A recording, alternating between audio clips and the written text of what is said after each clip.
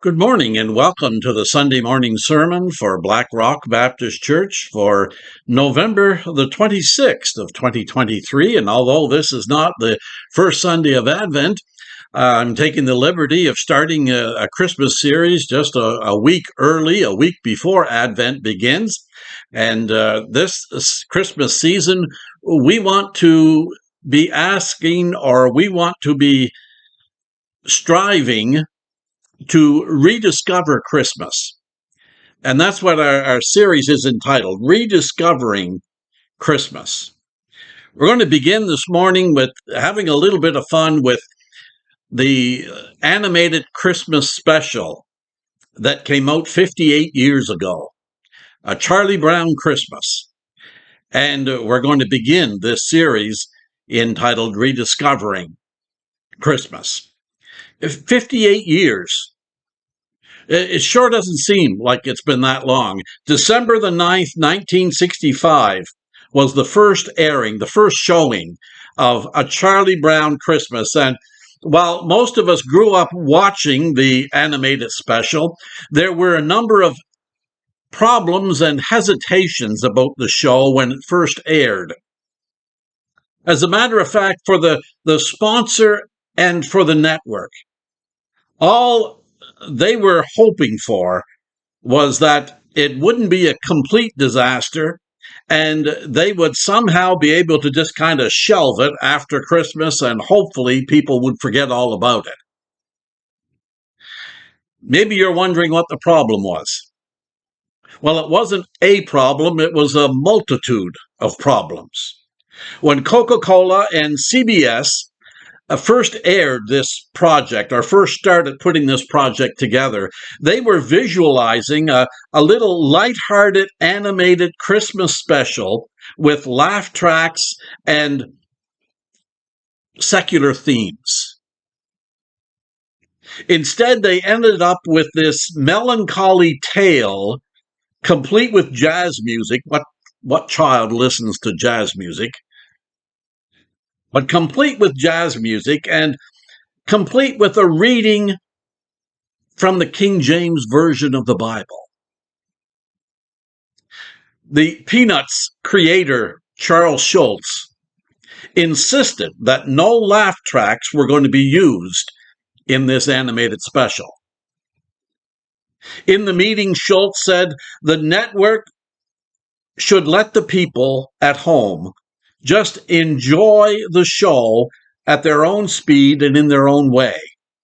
And then he got up and he walked out of the meeting, kind of ending the argument. Sounds like Schulz had a little bit of Lucy in him that day.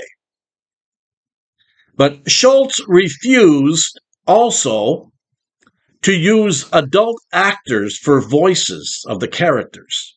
Instead, he cast the neighborhood children for the parts, and he wanted to preserve the innocence, but also make it a little bit funnier, a little bit edgier. One snag was that some of the children were so young, they couldn't read, and they had to be fed their parts line by line. The only adult voice that was used was the voice of Snoopy. But in spite of their worst fears, A Charlie Brown Christmas has become an enduring part of the Christmas season. Many folks have watched A Charlie Brown Christmas at some point in their life, if not multiple points, over the last 56 years. And the entire show comes down to a question that was asked by Charlie Brown in the opening scene. Charlie Brown asked, "Is there anyone who knows what Christmas is all about?" Over this Advent season, we're going to be looking at, as I said, rediscovering Christmas. What Christmas is all about. But today we're going to look back at some of the answers that were given in this classic children's cartoon movie. Because that was what was frustrating Charlie Brown at that point. the things that he was hearing from others about Christmas. And even after 50 years, I think we can still find a snapshot of society in the cast of A Charlie Brown Christmas. First of all, for Snoopy. For Snoopy, Christmas is all about Christmas. It doesn't take long to discover that Snoopy is a big Christmas fan. He enjoys Christmas. But what he really loves is just the idea of Christmas. He loves the hoopla. He loves the excitement, the lights and the glitz. Snoopy would be right on the curb, waiting for the Christmas parade of lights to pass by, and he'd be the first in line to see the community Christmas tree being lit up. We all know people like Snoopy, don't we? They're obsessed with Christmas. We all know people like that, and I'm sure if we went to those people on March the 17th and asked them how many more days till Christmas, they would tell you. They would tell you how many more days. They love the trees. They love the lights. They love the gifts, the decorations, the meals. But that's where it ends. You might invite them over to come to Christmas service with you. And well, they're not much interested. They're not much interested because they don't think that they could squeeze that in with all their celebrations. For them, Christmas is all about the holiday and family and food. And those aren't bad things, mind you. Those are good things. But they aren't what Christmas is all about. For too many folks, a holiday or a holy day has simply become a holiday. And we have lots of holidays to pick from. Lots of other holidays. You can have a day off on Thanksgiving or Labor Day or Canada Day, and along with the holiday comes the opportunity to spend some time with family and friends, and with that comes food. It's kind of like church, there's no meeting without eating. But you can have burgers on Canada Day and ham on Easter, and you can have if you're a turkey fan, you can have a turkey on Thanksgiving. You really don't need Christmas. It's easy to get caught up in the hype of Christmas without understanding what Christmas is all about. Sometimes people need to be reminded that Jesus came to give us eternal life, not a holiday. Moving along, in contrast, we have Snoopy. Or in contrast to Snoopy, we have Lucy, And for Lucy, Christmas is all about the effort. Lucy is so wrapped up in making sure that everything is just right for Christmas. She's organizing the Christmas play. She's responsible for finding the perfect Christmas tree, and she even needs to find time now to help Charlie Brown get into the Christmas spirit.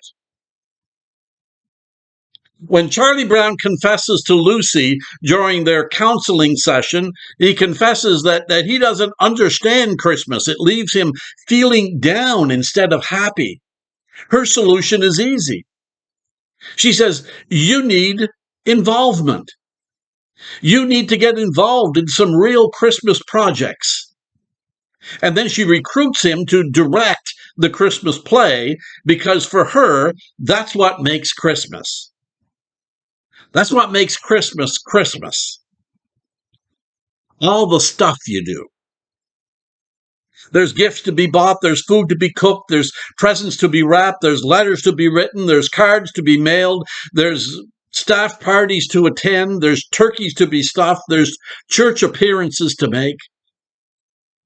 And it's not just that she's busy. Snoopy is busy, but he's a happy busy. The season lights a fire in Snoopy. He's laughing and he's dancing. You won't find an ounce of stress in our friend Snoopy. But the hustle and bustle of the season makes Lucy grumpy, cynical.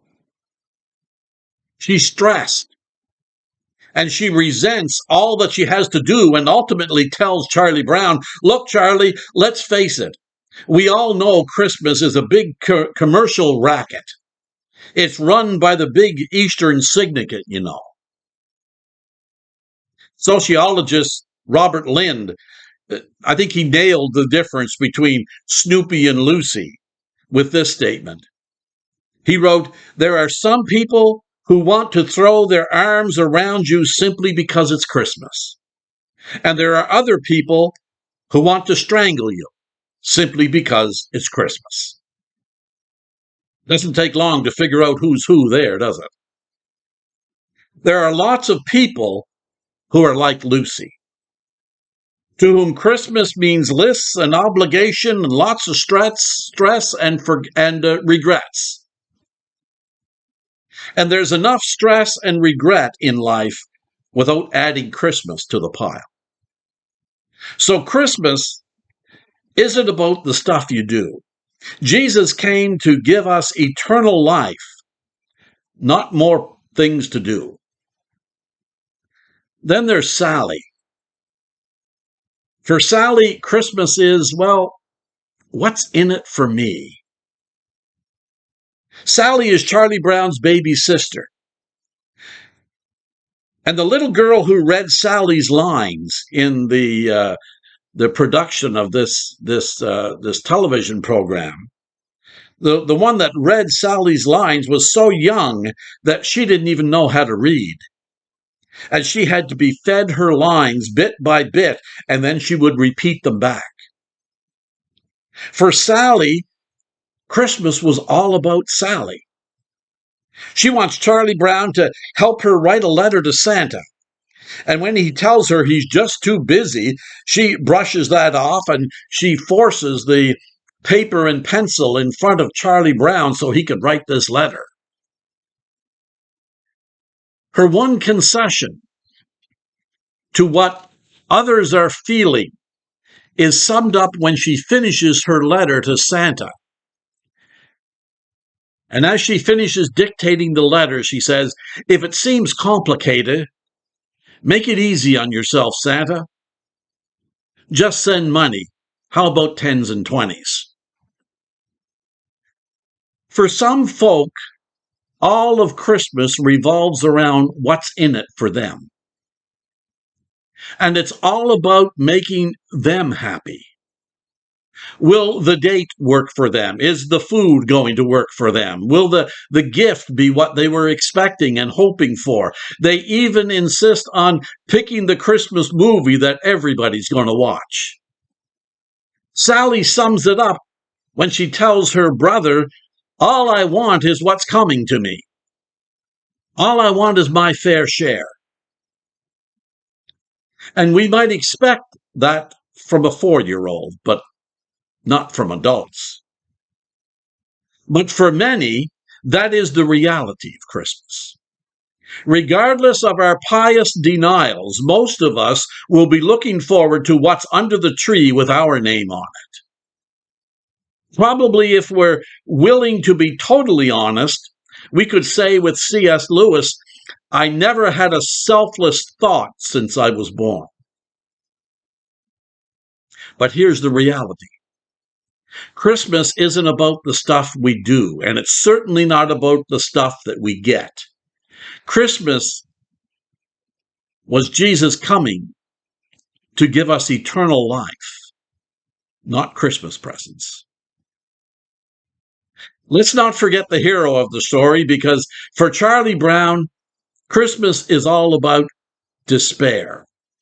And Charlie Brown isn't alone, because the truth of the matter is Christmas isn't merry for everyone.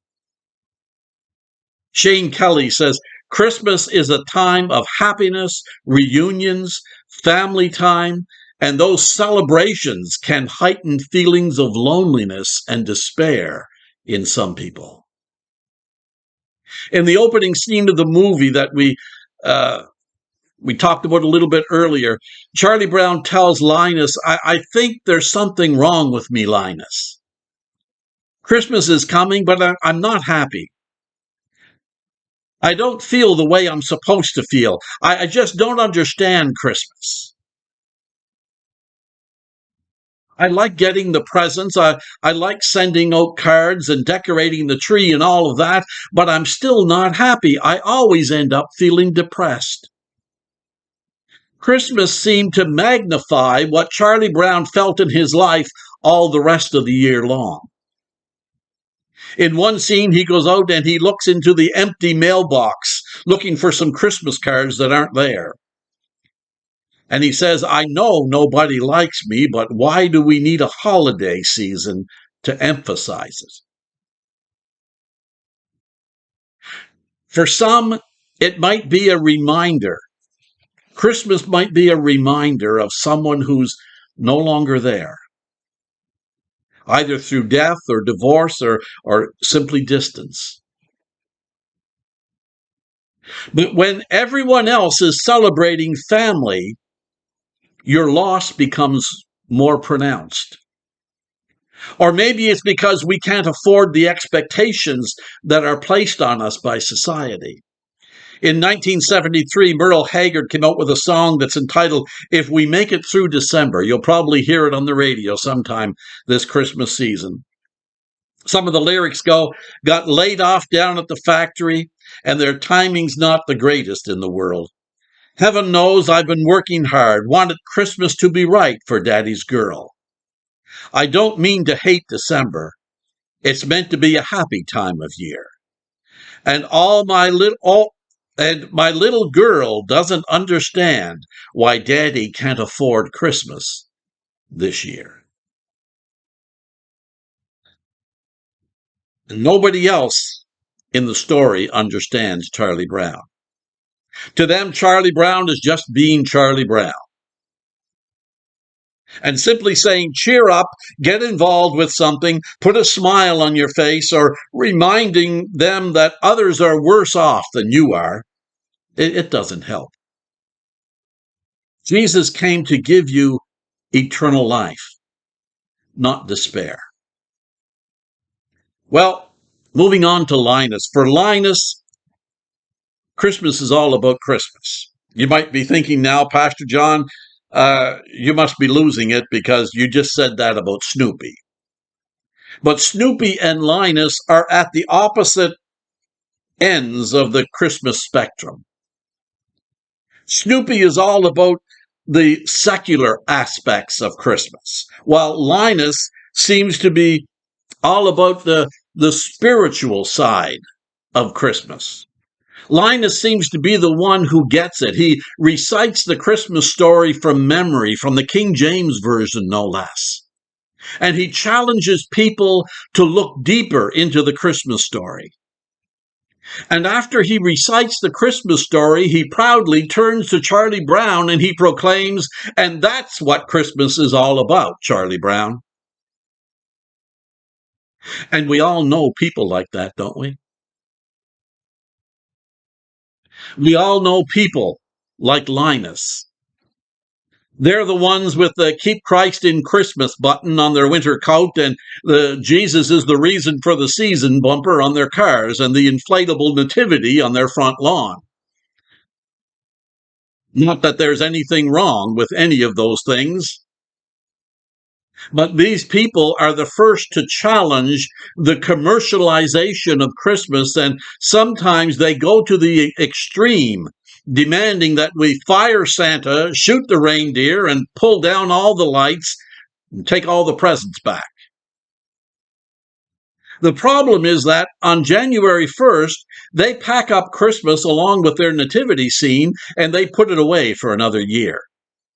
Sure, they keep Christ in Christmas, but that's where he stays, in Christmas. Just as some people are guilty of leaving Christ on the cross after Easter.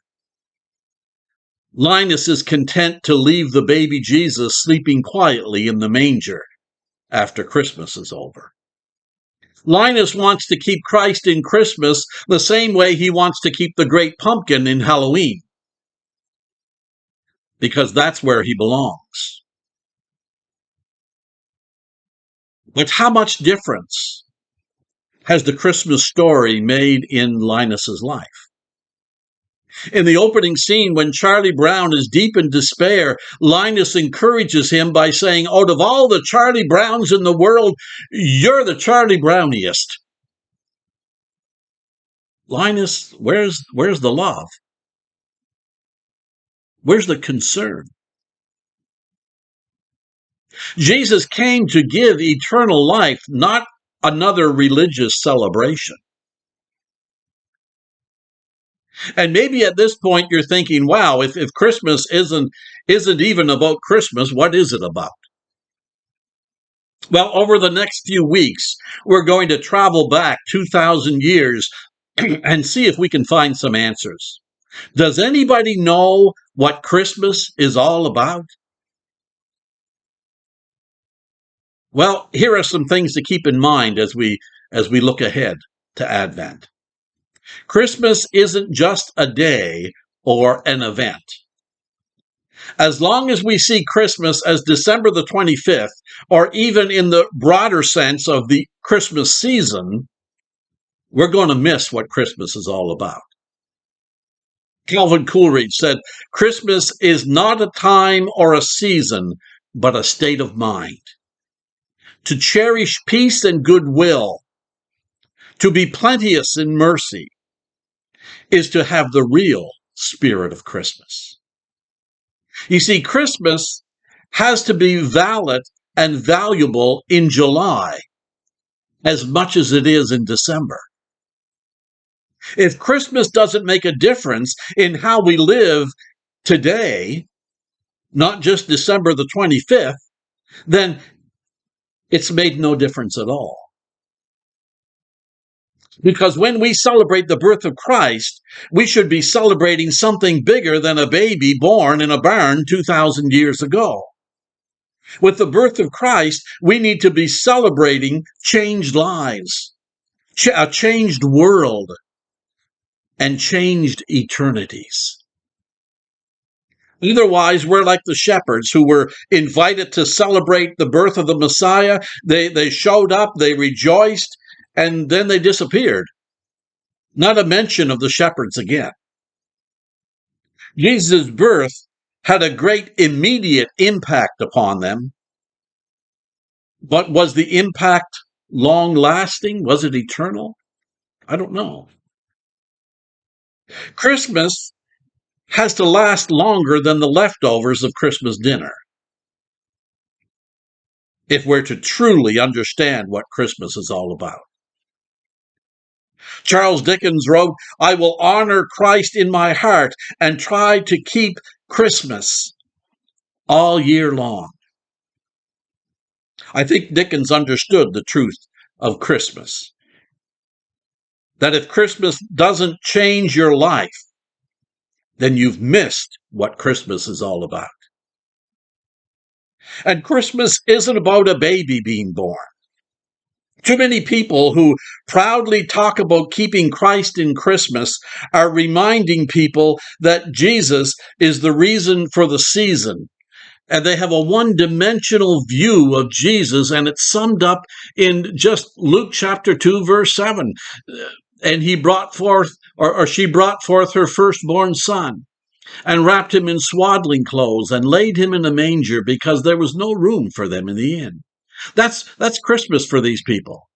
And truthfully, that's how it all began. Paul reminds us in Galatians 4:4 that when the right time came, God sent his son, born of a woman, subject to the law. I love that passage because it reminds us that Jesus wasn't born at just any time. He was born at the right time. But let's never forget that the baby born in the manger wasn't just the son of Mary, he was the Son of God. Too often in our haste to make sure that at Christmas people take the time to celebrate Christ's birth, we miss the enormity of Christ's birth. Ken Hur in the Wesleyan Bible Commentary reminds us this was not just another baby or another birthday.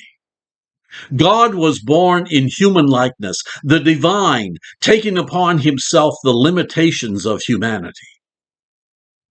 Which is why Paul reminded the early Christians in Philippi in Philippians chapter 2, verse 6 and 7, though he, that being Jesus, though he was God, he did not think equality with God as something to cling to.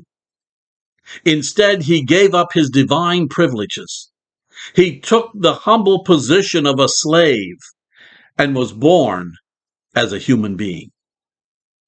Did you catch that? Jesus was God. God. He created the universe. He shaped the planets in his hand. He and cast the Milky Way into the night sky. He always was and always will be. And he chose to come to earth as a newborn child. God chose to take part in the full range of the human experience, and for 33 years, Jesus lived his life just as we live our lives. From potty training to puberty, Jesus experienced life just like us. When your teenager says to you, "You don't understand," they somehow think that you were magically conceived as an adult and never went through all the things that they're going through. In the same way, we sometimes yell at God, "You don't understand, God."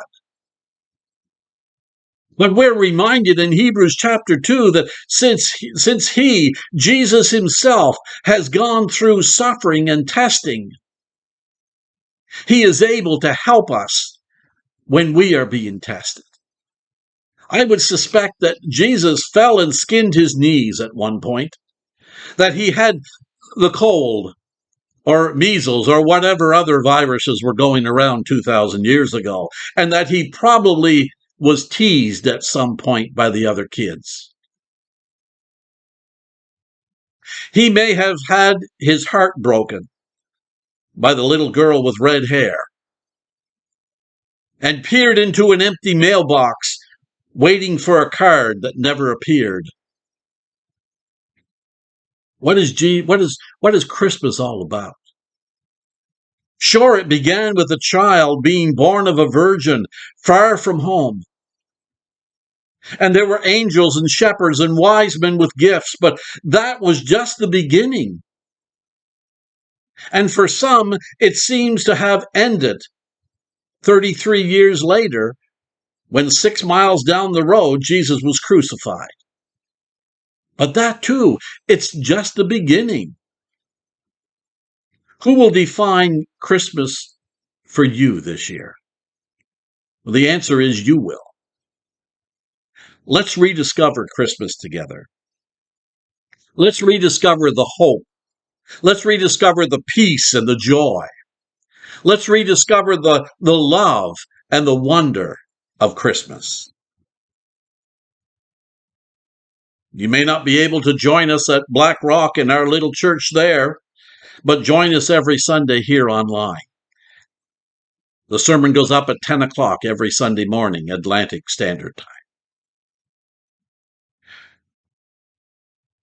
There'll be short Christmas devotionals that'll be put online as well on Monday, Wednesday, and Friday, beginning next week and going through the end of the year. Does anybody know what Christmas is all about? Let's rediscover Christmas together. God bless. Have a wonderful day. Let's continue to exchange prayers daily.